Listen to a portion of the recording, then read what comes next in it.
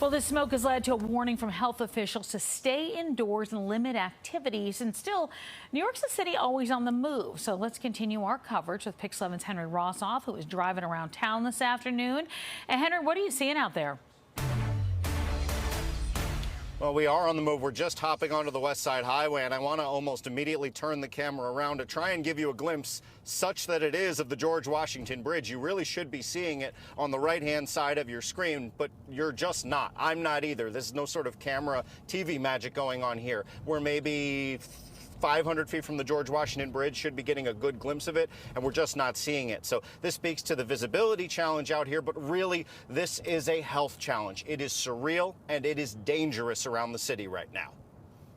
This will affect the people that have asthma, anything with lungs. We caught up with building manager Herbert Velez along a smoggy stretch of Broadway up in Washington Heights. You could barely catch a glimpse of the bigger buildings as we aimed our camera downtown. I'm telling my tenants, listen, now close your windows, keep the smoke from coming into your apartments, and if you have ACs, clean your filters and let it run. Neighborhoods like the Heights and sections of the Bronx tend to have poor air quality even without smoke from Canadian wildfires, resulting in higher rates of asthma and other respiratory conditions. Dr. Juan Tapia Mendoza of Somos Community Care serves this community. Our patients that need just to come to the doctor for regular visits, we are asking them to stay indoors, to watch their kids, not let their kids play outside today. But this is an unprecedented event. During an emergency briefing, Mayor Eric Adams says the air in New York has not been this bad since the 1960s. The city is urging everyone to limit their time outdoors, suggesting if you must, wear a high-quality mask. Anyone with an underlying health condition, plus the very young and the very old, should stay inside. Run the air for filtration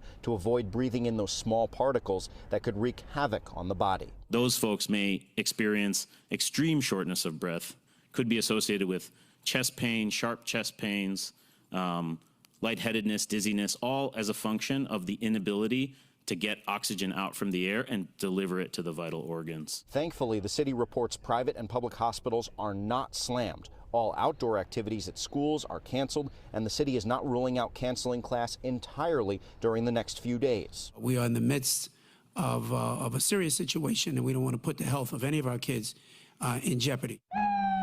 All emergency responses will continue as usual, as well as trash pickup for now. And the mayor says he shares in the surreal sense many New Yorkers are feeling. I went outdoors and basically said, you know, what the hell is this? In general, the vibe around town was post-apocalyptic. From the Brooklyn Heights promenade, you could see the haze hanging over downtown. The Brooklyn Bridge was barely visible, and you could only catch passing glimpses of the Statue of Liberty and the Staten Island Ferry. Nearby, Aaron Krause was walking dogs to help out his elderly neighbor. Today especially, he doesn't want to go outside, so I'm helping him out.